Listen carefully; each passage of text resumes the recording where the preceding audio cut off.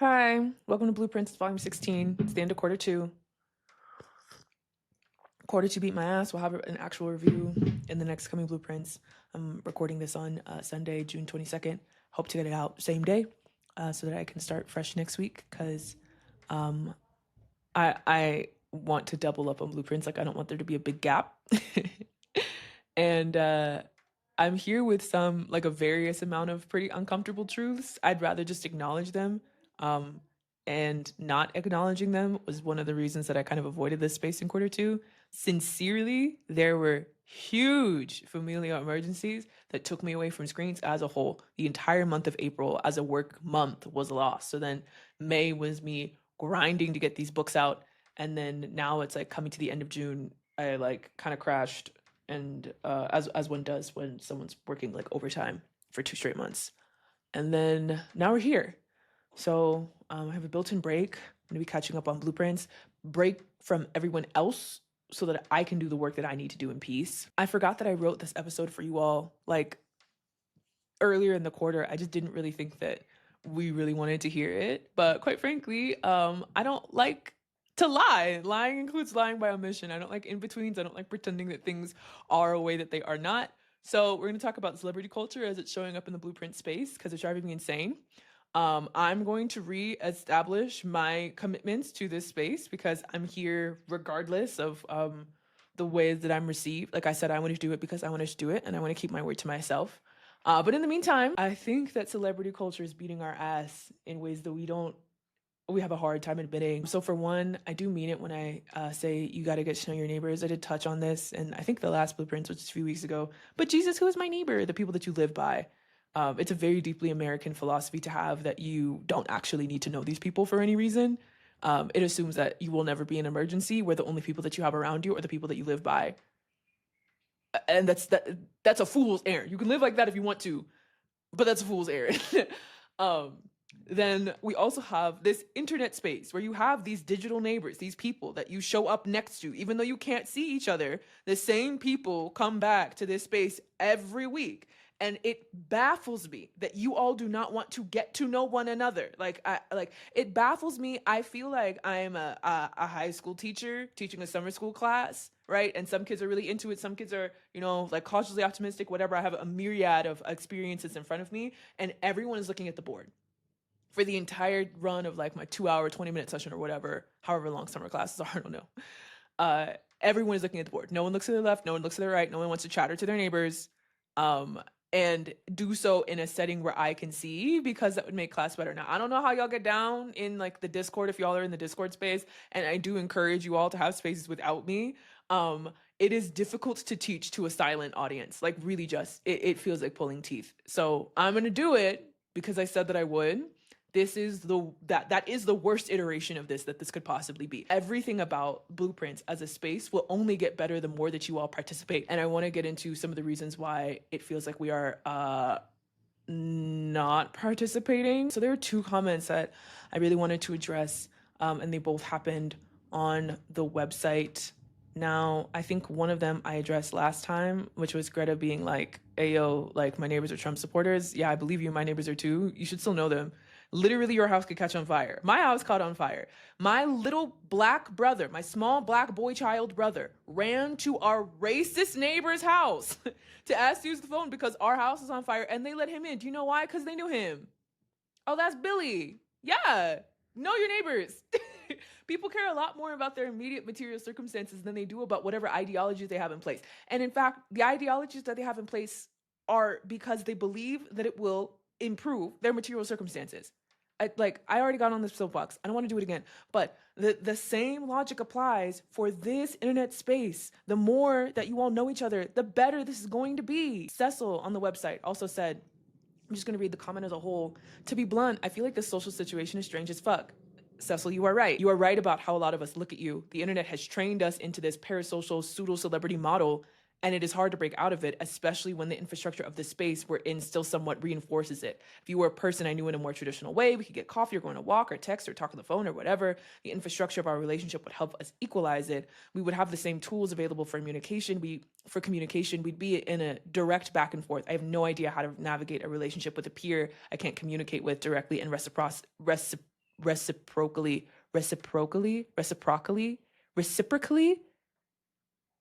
Anyways, that puts me in this passive consumerist headspace because I don't know how to engage with that. I'm not saying that's what I should be doing, but it's what I have been doing. So thank you for your honesty. And I wish more people were this honest, quite frankly. It helps me understand and reorient myself. So for one, I am not a pseudo celebrity. I'm just a regular celebrity.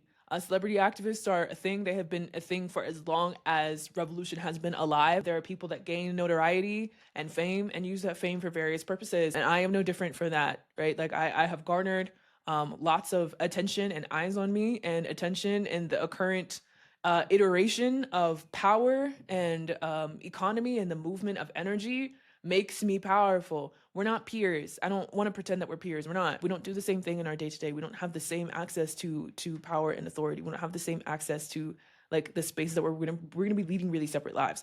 So I'm here. Think of me as like, I don't know how many of you all have had like collegiate experiences or community college experiences. So I know that I'm pulling from like my worldview. This might not resonate with anyone, but I feel like a PhD student that is particularly gifted in their field, talking to a group of like undergraduates. And my undergraduate experience was a lot of different people at various stages of life. Okay, like it wasn't just a room of 18-year-olds. I'm not trying to speak to a level of like everyone is like younger than me or less experienced necessarily. It's just that I'm particularly dedicated in this space, and because of the dedications that I have and the people that I was raised by in these spaces, I have far more access to resources, to elders, to power, to like to organizing ability than most of you all. Like I would actually be shocked. One of the reasons that I made blueprints or decided to take on this project is to talk about the ways that I am working and also the ways that I was just kind of pulled into this work via circumstances that were bigger than me, such as descending from a chieftaincy, or such as being adopted by movement elders, such as Sekou Odinga. Like, we're not peers. I don't want to pretend like we're peers. I understand that I'm in the front of the room. It's that I feel like I'm a TA working hard, or at least trying to create space where people can talk to one another. Like the value here is not in you talking to me. It's you talking to one another. You need to know your neighbors. It would be so helpful. Blueprints would be such a better space if we used the comment section like a discussion board where everyone can see you. It would be such a better space if instead of this like gaggle of students looking directly at me and at the board and never at each other, you all spoke to the people that you sit by. It's the same people that come in here every week. Talk to one another instead of me. I'm not actually the point of this. I can facilitate the space, but like ultimately you're right. I'm not as accessible as you all will be to one another. And you all will be having experiences that are far more parallel to the experiences that I'm having in this life. It's a weird and unusual life at this point. I don't know any other 26-year-olds with the amount of power and authority that I have that have desires to use it in revolutionary ways, because the age mates that I do have that do have similar amounts of like power, authority, access to capital, etc., are capitalists, like openly. And it is not me.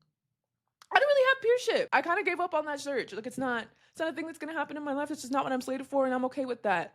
What you all should be doing is taking this space and using it to get to know one another. The way in which we could talk is so like I like the reason that I wanted to make a video like what happened in volume 12, I think, yeah. Why do you not think that you're special enough to galvanize me back? Do you know how many comments that I like think about at night that I saw like 1 or 2 years ago? How many people tell me stories about what it is that they're doing or what their conditions are in the world or what it is that they're witnessing, and it sticks with me? Do you all think that this is like a one-way thing? I am very changed by you. And yeah, I'm gonna continue to do this because I said that I would. But like, absolutely, it makes me sad. It makes me sad that me, as your cyber neighbor who is actively soliciting, yes, I literally do want to hear from you, that that'll just stop it. Well, I'm too shy. As revolutionaries or people at least trying to be, that entails the courage to try things that are difficult, right? Where I was like, you all think that you cannot like change my person. That's not true. I'm just a TA, okay? I don't know if you've ever been in educational spaces where there was a teacher that wasn't all that far removed from you. You're not quite peers, but you're not like, you know, this isn't like a I'm not like a 70-year-old lecturer who like has won a Nobel Peace Prize and is like the exemplar of my field, because I did have professors like that, and they were a lot harder to access because they had, you know, various Nobel laureate things to do. I'm not even joking, by the way. That was my chemistry professor in my first year, won the Nobel Peace Prize. Then I had to just like show up to chemistry. It's difficult to ask somebody like that questions. You know what I mean? That's not me, right? Like it's not that far. At least not now. Like this, I'm leaving the social internet in 2028. This is the most accessible that I will ever be to you people.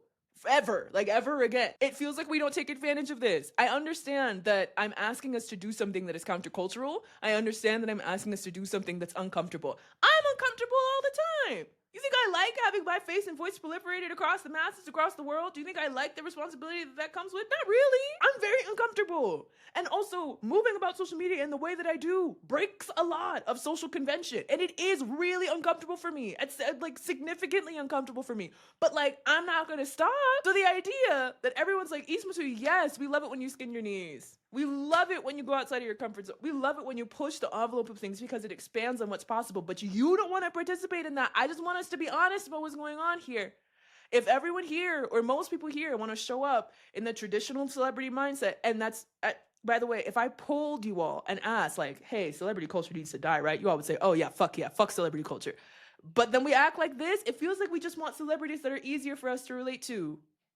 I'm not a pseudo celebrity. I'm just a regular celebrity. My star is going to continue to rise. This was made no clearer to me than when I had in-person events in Chicago and said the morning of, hey, show up, and packed 2 rooms, like between 60 and 80 people for each event, based off an Instagram story. It's crazy to me. Thinking about what's about to happen to my life, like post book tour, is going to be, it just is what it is at this point. My point is, if you all want me to perform in this space, if you want me to go back to making videos like I'm only talking to myself with you all CC'd, I can do so.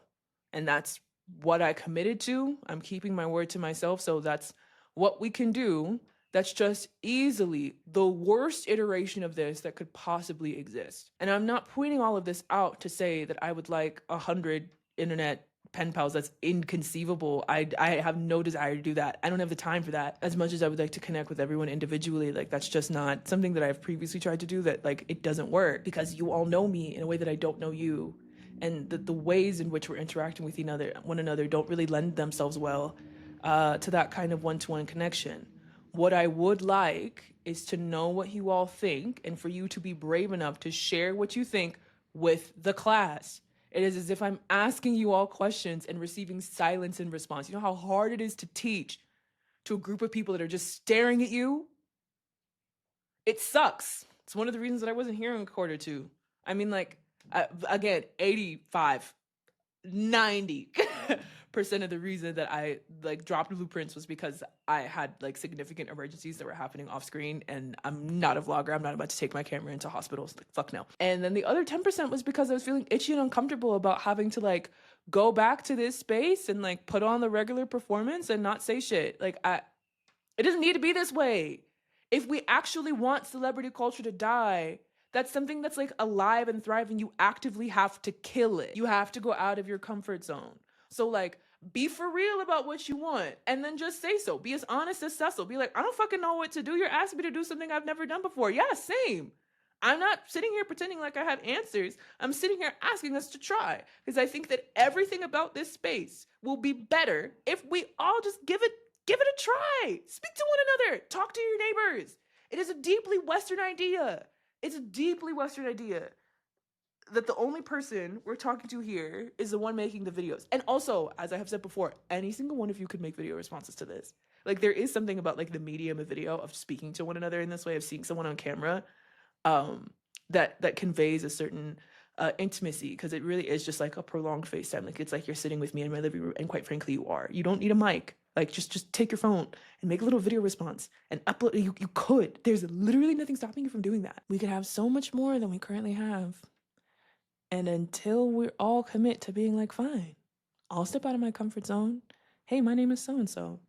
I do this, that, the third. It'd be really lovely to connect with other people that do this, that, or the third.